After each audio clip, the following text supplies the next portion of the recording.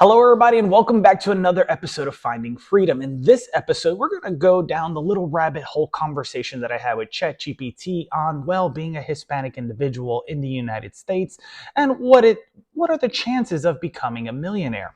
Well, according to ChatGPT, about 1 in 12 people within the United States are millionaires. Of those, 11%, so this is roughly 8% of the population within the United States, and roughly 11% of that population is Hispanic, being millionaires. So the chances of becoming a millionaire if you are Hispanic in the United States is about 1 in 20. So I wanted to take this a step further because it does give me a range of 1 in 20 to about 1 in 50. So, I asked it a couple questions and I said, if things are working together, such as church, government, whatever the case may be, and they're pushing back, how do you go ahead and deal with this? So on and so forth. And it said, that's the exact thinking of an oppressive system, so on and so forth, that people want you to adopt. Which I thought was crazy because why would it say that people want you to adopt an oppressive system, so on and so forth? So as I went forward, I continued to ask it. I said, well, if everything has eyes on you, so on and so forth, what would you do to, deal with this? And as I kept getting into it, it pretty much said that understand that direct resistance is crazy. Step 2, you should build a low-tech parallel system, i.e. offline networks, decentralization, and become self-sufficient.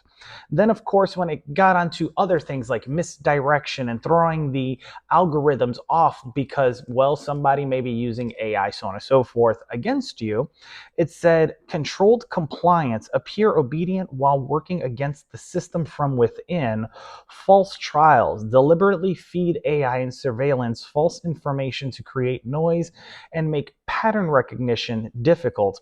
Then from there, it also said to have cognitive resistance, train yourself against manipulation, understand propaganda and psychological conditioning, and how to deprogram yourself. So, mind you, we started with how can a Hispanic become a millionaire in the United States? It gave us the probability and statistics. I gave it a situation where the people were being watched all the time through surveillance, etc., and that AI was being used. And it came up with this, and it literally talks about psychological warfare in here because of the use of artificial intelligence. But it gets better. It says exploit the system's weakness, bureaucracy. Large systems move slowly, use that against them. Now, mind you, ChatGPT is putting together a whole strategy in order to teach you how to fight back legally and ethically, which I think is pretty interesting. So, as it moves forward, it says create a legacy, not just a battle. If the fight cannot be won in your lifetime, plant seeds for the next generation, preserve knowledge, write encrypted teachings, and inspire others in ways the system cannot detect or erase. Now, as I sat here and I thought about this, it quickly reminded me of class as well as other spiritual teachings and things like that that revolve around the realm of philosophy, because it literally says here, to preserve knowledge, write encrypted teachings, and inspire others in ways the system cannot detect or erase. Now, people go to church on Sundays, they go to synagogue on Saturdays, and they do the mosque, so on and so forth, etc. And they go to these temples.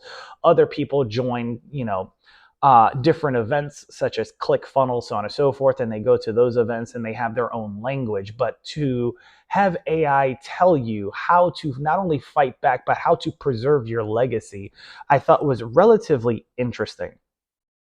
And then I asked ChatGPT, moving forward with the complexity of the problem, I said, well, what if they have predictive behavioral analytics?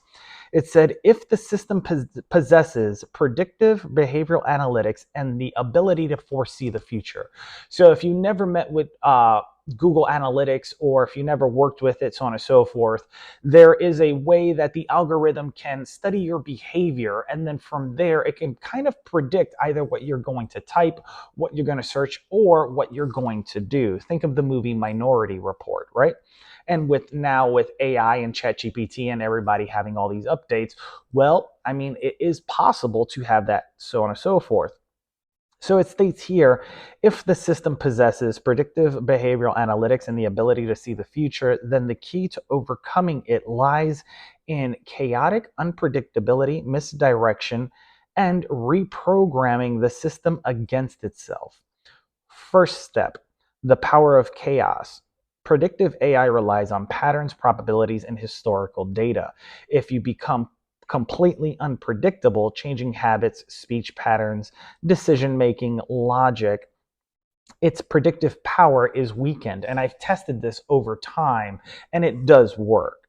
Now, it says to introduce some random variables into your life that even you don't fully control, flipping a coin for decisions, taking actions contradictory to logic. Now, if you guys paid attention to any of the lessons in the logic section of class, I talk about combining creativity with logic, and I'm going to be getting into that within art, which is the next lesson that we're getting into, I should say, category that we're getting into with its own set of lessons within it.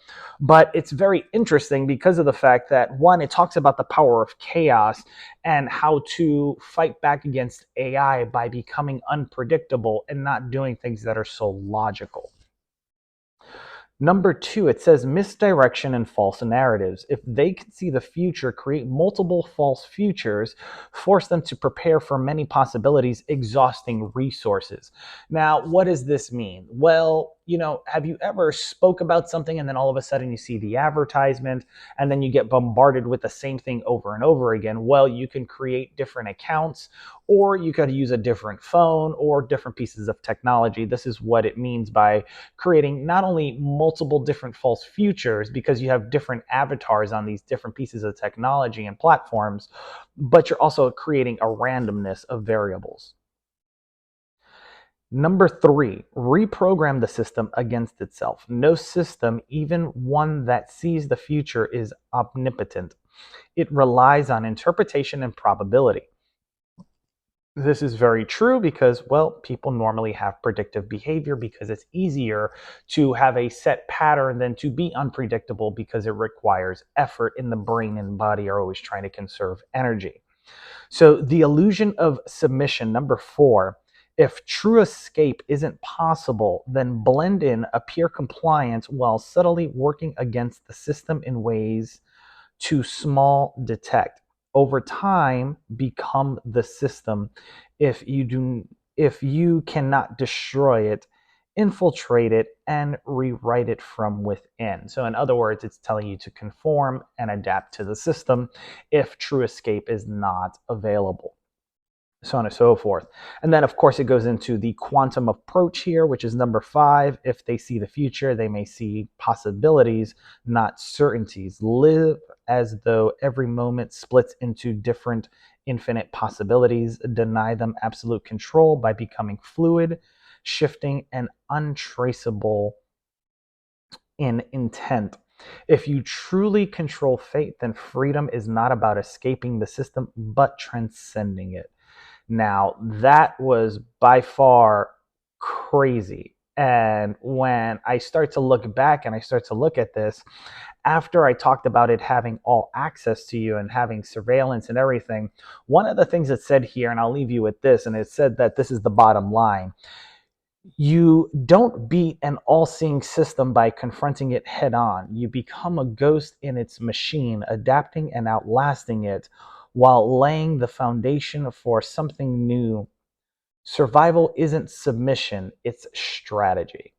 So, if you got anything out of this video, I wanted to take you down this rabbit hole because I like to get into conversations like this with ChatGPT and other AI platforms just for hypotheticals. But if you got anything out of this, go ahead and subscribe and hit that like button. And don't forget to follow me on other platforms as well, because it helps the algorithm find more people like you so that we could build a community here together. And I remind you again, if you haven't seen class, please check it out. It's a way of thinking better. It combines philosophy, science, psychology, art, logic, and creativity, and shows you how all those things are connected. And if you are ever wanting to learn more about AI, go ahead and check out some of the other videos that I have here that teach you how to do just that, where you can implement AI into your everyday life, and it's completely free. So until next time, my friends, take care. Have a great day. Bye bye. Bye bye.